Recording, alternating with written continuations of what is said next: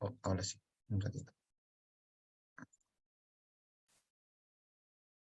Muy bien. Entonces, luego vienen los agentes periféricos. En este caso, perdón, van a producir disminución del tono y resistencia vascular. Entonces, la adrenalina y la noradrenalina se van a encargar de contraer los vasos sanguíneos, ¿no? Por ejemplo, cuando uno está frente a un peligro, ¿qué es lo que hace la adrenalina? Disminuye el volumen de los vasos sanguíneos para que la sangre corra más rápido, ¿no? Y en este caso, estos agentes periféricos lo que hacen es disminuyen el tono de estos vasos sanguíneos y de la resistencia vascular, y de esta manera va a disminuir la presión arterial. Muy bien. Los alfa agonistas centrales.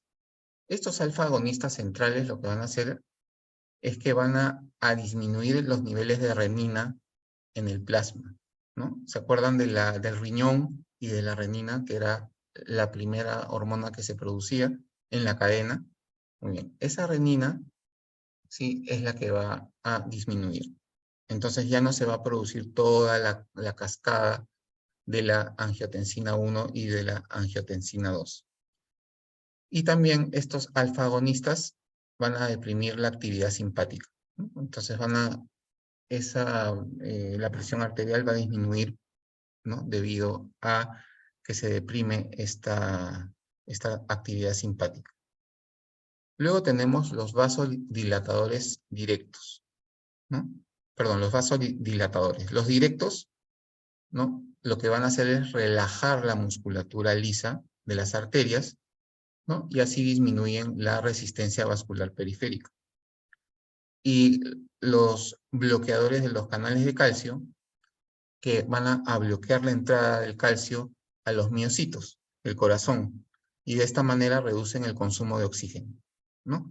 La contractibilidad, y al disminuir el tono muscular generan vasodilatación. Igual, lo mismo. Todos estos medicamentos, su objetivo es producir vasodilatación para que disminuya la presión sanguínea.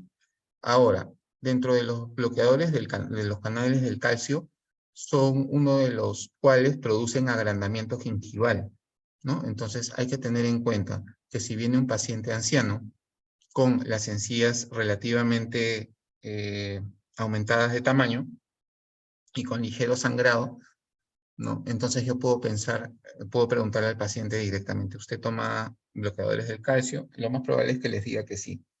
En varias ocasiones he visto este tipo de casos. Luego, inhibidores de la enzima convertidora de angiotensina, eso era lo que estaban explicando en el video. Sí, miren, bloquean la angiotensina, por lo tanto la aldosterona, impiden la conversión en angiotensina de la 1 a la 2, ¿no? Este es un potente vasoconstrictor. Estos ya son para hipertensión etapa 2, ¿no? Y luego, los bloqueadores de los receptores de angiotensina 2 van a inhibir la absorción del sodio, reducen niveles de aldosterona y generan vasodilatación, ¿no? Entonces, como yo les digo, no les voy a preguntar exactamente qué medicina, ¿no? Qué tipo de medicamento va a producir la acción, sino voy a poner los diuréticos, ¿no? Deme un ejemplo de cómo los diuréticos van a disminuir la presión arterial, ¿no? Y me pueden poner uno de estos tres. Igual con los alfa bloqueadores adrenérgicos, ¿no? Ahora, se supone que esto ya lo han visto en su clase de farmacología, ¿no? Entonces, asumo que ya lo deben de saber. Muy bien. Ahora, lo que tenemos que tener en cuenta es cuando tenemos un paciente prehipertenso, entonces tenemos que ver el control de los factores de riesgo y si tiene síndrome metabólico, es decir, si es que tiene algún problema sistémico como diabetes, etc. Entonces, el control de los factores de riesgo. Tengo que preguntarle al paciente si es que está tomando algún medicamento para controlar la hipertensión. Entonces, ustedes tienen que tomarle la presión al paciente y evaluar, ¿no? Si esa hipertensión es emotiva, porque hay pacientes que, como les digo, sienten ansiedad durante el tratamiento, ¿no? O evaluar si es que es producto, pues, de que o no toma los medicamentos, o no se controla, o no toma medicamentos, ¿no?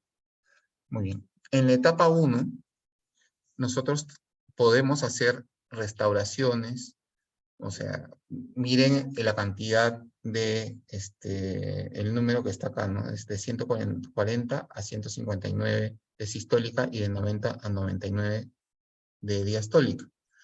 Nosotros ahí ya podemos hacer restauraciones, profilaxis, tratamiento periodontal no quirúrgico, tratamiento de endodoncia, igual no quirúrgico, prótesis, ¿no? E informar al paciente de la lectura de la presión arterial y referir al médico, ¿no? Entonces, nos viene un paciente ya con una hipertensión marcada, que nosotros le tomamos la presión y viene y nos da una lectura así.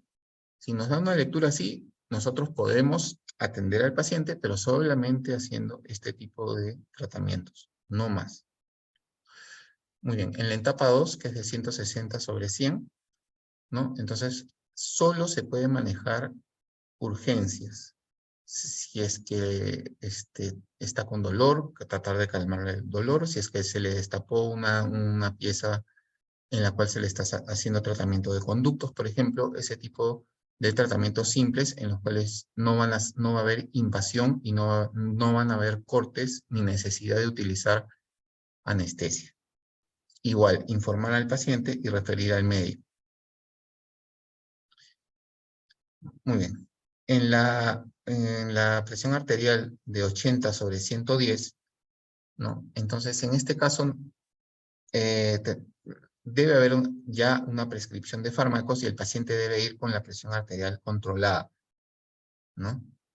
Pero este tipo de pacientes, chicos, ya se maneja a nivel hospitalario, ¿sí? Porque si nosotros nos metemos acá a hacer algún tratamiento, vamos a tener problemas, ¿no? Es muy probable que si le sube mucho la presión, pues en el mejor de los casos le va a doler la cabeza, se va a sentir mareado y inmediatamente tenemos que parar, se tiene que parar la atención. Yo les recomendaría, cuando el paciente tiene esta presión arterial tan elevada, no le hagan nada, ¿sí? No hagan absolutamente nada, ningún tratamiento, ¿no? Y si ya vemos que el paciente tiene dañados órganos blancos o tiene diabetes mellitus, pobremente controlada, es decir, si el paciente es diabético, pero no controlado, entonces tenemos que tener también un tratamiento solamente tratamientos de urgencias y en un medio hospitalario. ¿Sí? No se arriesguen, ¿sí? No se arriesguen porque, por lo menos desde mi punto de vista, yo no los voy a ir a visitar a San Jorge o a Santa Mónica, ¿no? Entonces, por eso es que ustedes tienen que, ya con estos datos, manejar mejor a sus pacientes. Muy bien. Entonces, cuando el paciente toma este tipo de medicamentos, ¿no? Van a haber consecuencias, ¿no? Por ejemplo, va a haber hiposalivación, ¿no? Con el fármaco antihipertensivo, este tipo de antihipertensivos, voy a tener hiposalivación. ¿Qué quiere decir esto? Que va a haber poca saliva, ¿sí? No llegando a serostomía, sino no va a haber poco volumen de saliva, ¿no? Debido a que el agua no se está absorbiendo. Lesiones en la mucosa bucal. Puedo tener edemas angioneuróticos. Entonces, ¿qué quiere decir esto? Que voy a tener edema en la encía. Voy a poder ver crecimientos gingivales, ¿sí? Eritema multiforme, ¿no? Que es una enfermedad autoinmune en la cual el paciente va a tener úlceras dolorosas de todo tamaño, pequeñas y grandes, en toda la boca. Hiperplasia gingival, que es lo que ya les mencioné antes, ¿no? Va a haber un crecimiento notable de la encía, sobre todo con los bloqueadores del calcio. Ustedes en algún momento van a ver pacientes con la lengua negra, sobre todo en pacientes mayores de 55 años. Entonces significa que están tomando alfa agonistas centrales. Reacciones liquenoides, puede haber líquen plano, ¿no? Que los que han llevado fármaco conmigo, creo que les expliqué que es como unas lesiones en forma de red blanca que se forman en la mucosa de la encía. Se puede también producir pemfigoide, que son enfermedades autoinmunes, ¿no? Y lesiones semejantes a pemfigoide que son reversibles, ¿no? Sialadenitis, inflamación de las glándulas salivales. Eso también puede haber, ¿no? Debido a que las glándulas salivales hacen un esfuerzo por extraer agua de los vasos sanguíneos, pero como no hay suficiente volumen, entonces no pueden absorber y están haciendo un esfuerzo doble, y por eso es que aumenta el tamaño de estas glándulas. Bueno, úlceras aftosas, ustedes ya conocen las aftas, urticaria, que es picazón, y ageusia. Ageusia significa que el paciente puede llegar a no sentir los sabores, ¿sí? Que es lo contrario a no es lo contrario, sino la disgeusia es que el paciente puede percibir sabores, pero no los percibe de una manera adecuada. Por ejemplo, puede sentir sabor metálico, ¿no? Y la cacogeusia significa que el paciente todo lo siente de sabor amargo, ¿sí? La cacogeusia. La hipogeusia también, ¿no? No es como la ageusia que no siente ningún sabor, sino no puede percibir ciertos sabores, ¿no?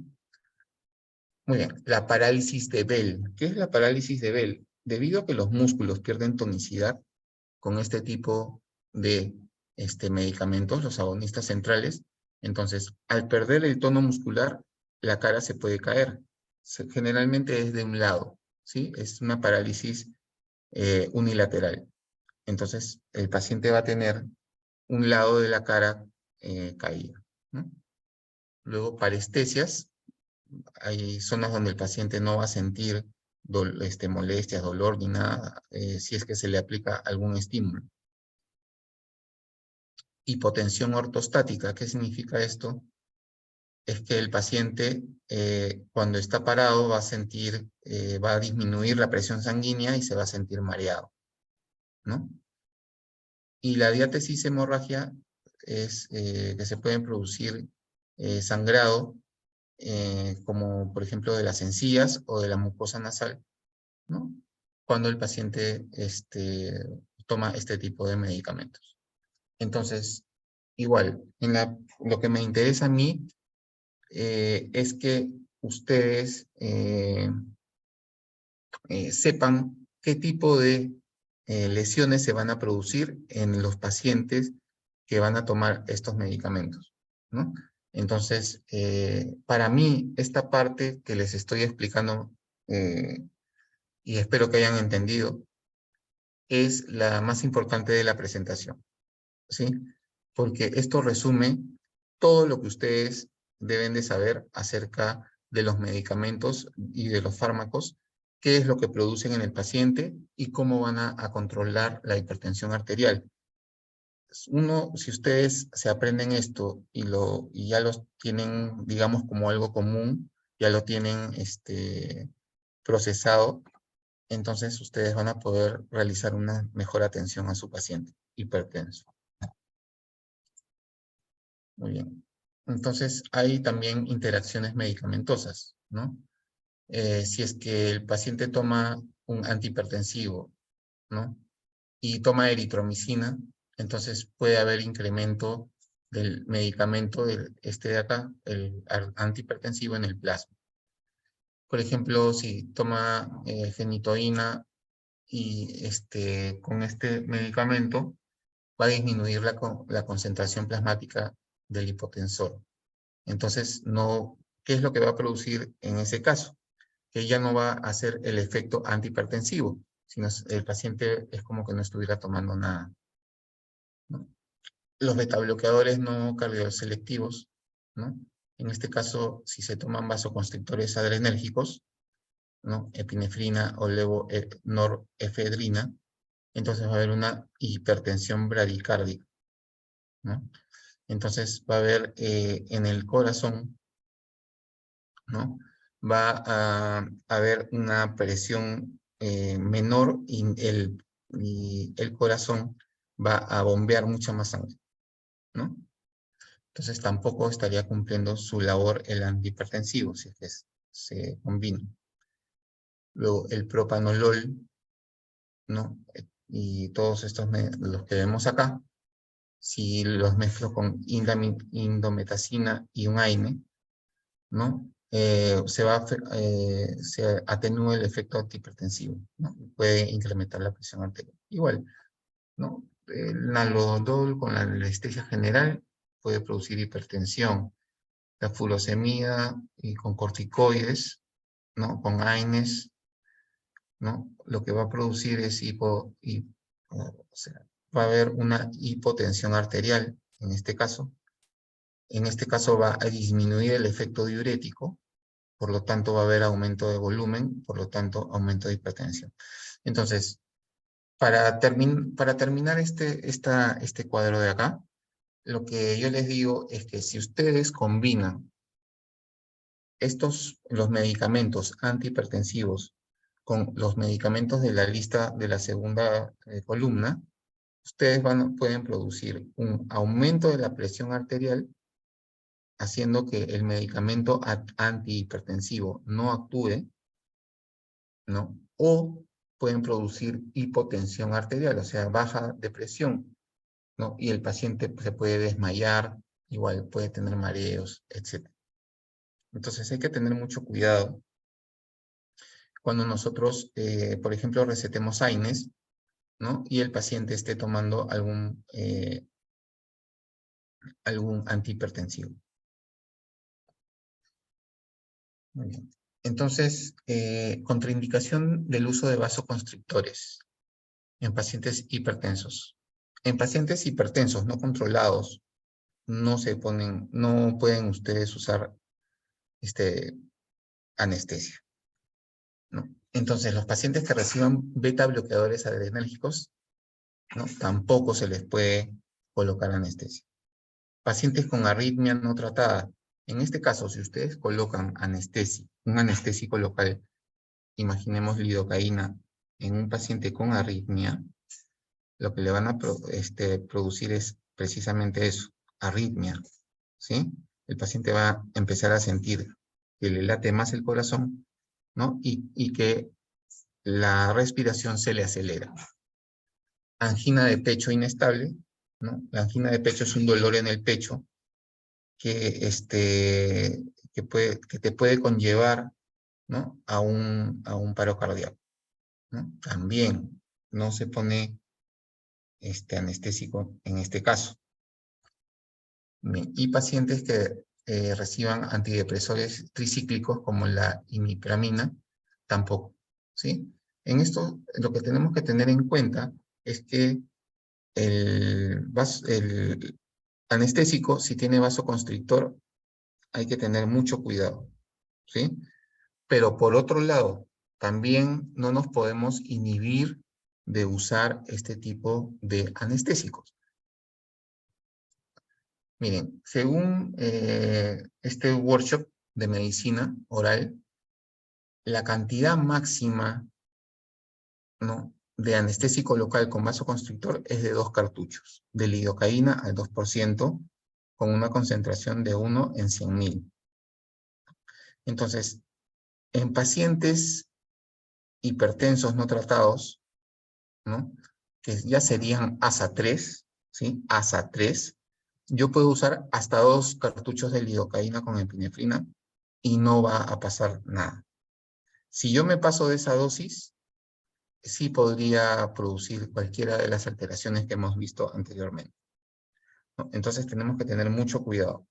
Si es que es una urgencia, por ejemplo, es un diente que está, una pieza que se ha fracturado, por ejemplo, y el paciente le está doliendo mucho, se le pregunta al paciente si está tomando algún antihipertensivo, ¿no? Y si les dice sí, bueno, igual pueden colocar el anestésico, y si les dice que no, solamente hasta 2. Entonces hay que tener mucho cuidado, ¿no? Y evaluar la situación en la que estamos. No lanzarse y ponerle la anestesia de frente, siempre hacer por lo menos la pregunta clave, si está tomando usted algún medicamento, ¿no? Entonces, eso es muy importante para que ustedes atiendan a su paciente de manera adecuada. Muy bien, vamos a pasar a lo que es cardiopatía, ¿no? La cardiopatía es un estrechamiento, ¿no?, de los vasos sanguíneos que suministran sangre al corazón, o sea, las arterias coronarias. Entonces, esto también se denomina arteriopatía coronaria. ¿Qué es lo que pasa en estos casos? Es simple. Se producen este tipo de ateromas, ¿no? Esto es arteriosclerosis. Estas son placas de grasa, ¿no?, y de otros elementos como fibrina que se almacenan en las arterias. Esto hace que la luz del vaso sanguíneo, que así es, es normal, este tamaño, disminuya la luz. Entonces, al disminuir la luz del vaso sanguíneo, va a aumentar la presión arterial, ¿no? Cardiopatía, ¿no? Entonces, la arteria normal, la sangre va a ir de manera adecuada, ¿no? Este es un corte transversal de la arteria, ¿no? Pero si hay un estrechamiento de la arteria por una placa, entonces la sangre va a fluir con mayor tensión, ¿no?, o con mayor presión. Muy bien. Vamos a ver este video, que es ya el último de la presentación.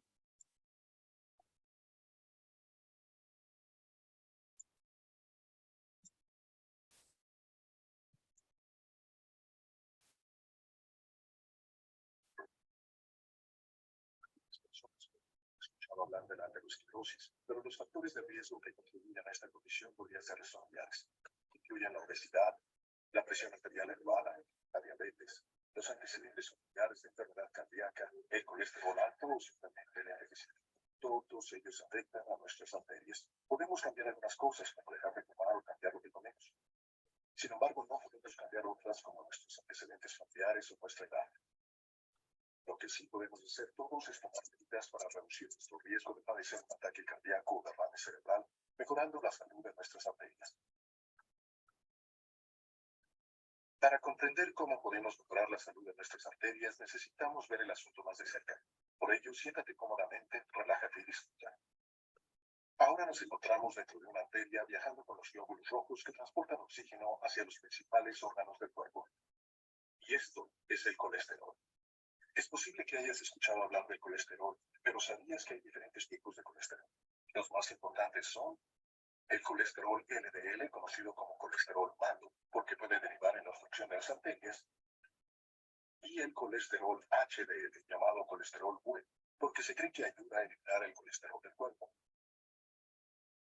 Por lo general, nuestra meta es mantener los niveles de colesterol bueno altos y los niveles de colesterol malo bajos. Cuando hay demasiado colesterol malo en la sangre, pueden surgir graves problemas. Cuando la capa de la arteria tiene daños causados por la alta presión arterial, por ejemplo, el colesterol LDL tiene más probabilidades de penetrar en las paredes de las arterias. Cuando el colesterol LDL o colesterol malo penetra en las paredes dañadas de las arterias, cambia y puede producir inflamación. Con el tiempo, la inflamación de las paredes de las arterias crea algo conocido como placa. Las placas pueden empezar a formarse a edad temprana y con el tiempo esto puede derivar en la obstrucción de las arterias. Esto puede suceder en una variedad de lugares en el cuerpo y puede empeorar cada vez más con el tiempo. Este proceso crónico, conocido como aterosclerosis, podría llegar a poner la vida en riesgo, dependiendo de si la placa es estable o inestable. Una placa estable puede continuar creciendo y lentamente reducir el flujo de la sangre con el tiempo, endureciendo y estrechando la arteria sin bloquear necesariamente el flujo de la sangre por completo. placa puede hacerse inestable y romperse exponiendo sus contenidos. Esto es mucho más peligroso.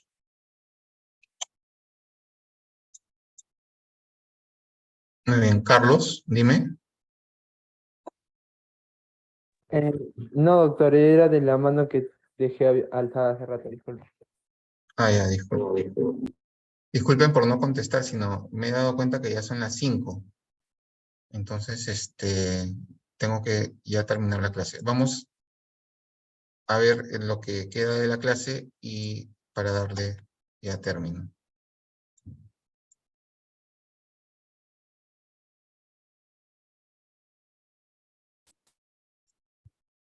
Muy bien. Muy bien. Esto es sumamente importante, ¿sí? Hay una... sí me escuchan, ¿no? Sí, doctor. Hay una relación importante entre las placas o ateromas que se localizan en las arterias y la enfermedad periodontal. ¿Sí? En las personas obesas, ¿cuál es el problema? Que los monocitos son activados por los linfocitos T. Y estos monocitos van a producir las interleucinas, que son sustancias o proteínas de pequeño peso molecular que van a producir ciertos cambios o van a producir ciertos procesos fisiológicos como por ejemplo la reabsorción del hueso. Entonces, nosotros en lo que es la enfermedad periodontal tenemos 3 tipos. Tenemos varios, pero los principales son 3. Interleucina 1 alfa, interleucina 1 beta, ¿sí? Y factor de necrosis tumoral. Tenemos esos 3. Ahora, cuando, por ejemplo, actúa la enfermedad periodontal con la diabetes, también está, digamos, interviene la interleucina 6. Y esta interleucina 6, apunten o anótenlo, por favor, porque esto es importante. Esta interleucina 6, con el factor de necrosis tumoral alfa, ¿sí? Son los que van a estar en este tipo, ¿no?, de patología. Es decir, van a relacionar los ateromas, el aumento de ellos, ¿no?, con la enfermedad periodontal. ¿Qué quiere decir esto? Que si el paciente tiene enfermedad periodontal, ¿sí?, va a incrementarse el riesgo de que el paciente forme ateromas, ¿no? En pacientes obesos va a haber mucho más riesgo porque también hay una interacción entre el paciente obeso y la periodontitis, ¿no? Entonces, recuerden, pues, los procesos inflamatorios. La periodontitis es una enfermedad que produce un proceso inflamatorio. Toda enfermedad tiene relación con procesos inflamatorios, ¿sí? Entonces tenemos que tener en cuenta eso. ¿Y qué interleucinas están en estos procesos inflamatorios? Interleucina 1 alfa, 1 beta, la interleucina 6 y el factor de necrosis tumoral. Esos son los principales que están en los procesos inflamatorios. Entonces, por eso es que se relaciona la enfermedad periodontal, se relaciona con la obesidad, la enfermedad periodontal se relaciona con las enfermedades cardíacas, la enfermedad periodontal se relaciona con el Alzheimer, la enfermedad periodontal se relaciona con la diabetes, ¿no?, que es lo que más se conoce. Muy bien.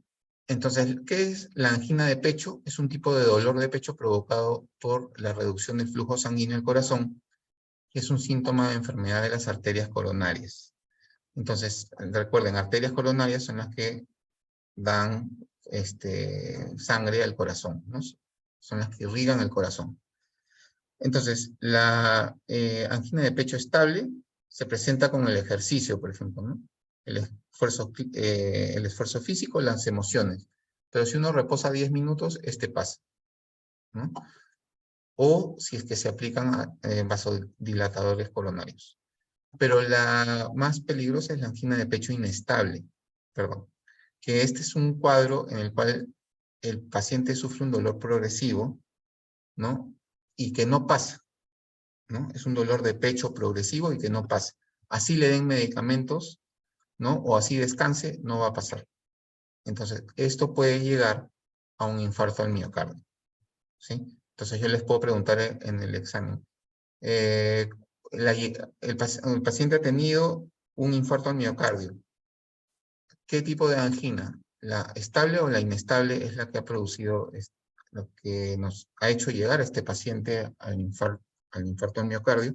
Ya ustedes me van a responder, ¿no? Entonces, infarto agudo al miocardio es la obstrucción completa de un vaso coronario y por lo tanto va a haber una zona isquémica y necrótica, ¿no? Va a haber un infarto, que es necrosis, ¿no? De una porción del corazón, que puede ser pequeña, microscópica, o puede ser pues de gran tamaño, ¿no? Entonces el infarto es la necrosis de un órgano por isquemia, ¿no? Por obstrucción de las arterias que le irrigan. Y para terminar tenemos la cardiopatía reumática. Existen enfermedades, ¿no? Que se producen al inicio en la niñez, como la fiebre reumática, por ejemplo. Esta fiebre reumática puede dañar las válvulas cardíacas, ¿no? Y puede hacer que este niño en algún momento sufra, pues, de enfermedad cardíaca. Por ejemplo, tenemos que tener mucho cuidado si es que nosotros hacemos intervenciones quirúrgicas, por ejemplo, sobre todo extracciones. ¿Por qué? Porque en las extracciones nosotros no sabemos cuánta placa bacteriana tiene esa pieza dentaria y obviamente como la vamos a retirar no vamos a hacer una profilaxis previa, ¿no? Que se debería hacer, pero bueno. Y tienen que medicar previamente a su paciente para que estas bacterias no pasen al torrente sanguíneo y lleguen al corazón y le produzcan una endocarditis, ¿no? Entonces tenemos que tener en cuenta eso. Muy bien. Eso ha sido todo por hoy. Disculpen que haya tenido que correr al final. ¿Sí? Alexis. Sí, doctor, una consulta. Por ejemplo, si el paciente en el consultorio llega a tener signo de hipertensión, tiene dolor de cabeza, mareos y previamente le hemos tomado la presión arterial, ¿habría algún medicamento de emergencia que nosotros tendríamos que tener en el consultorio para poder darle mientras que vengan los paramédicos o derivarlo al hospital? Claro, tú tendrías que tener, ¿te acuerdas? El captopril o el enalapril, ¿no? Esos son los medicamentos que nosotros podemos tener y administrar a ese paciente antes de que sea llevado a un centro de salud. Siempre es bueno tener eso. Muy bien, chicos. Discúlpenme que, bueno, ya ustedes deberían estar en la práctica. Le dicen a la doctora Fiorella y al doctor Miguel que ha sido mi culpa, ¿ya?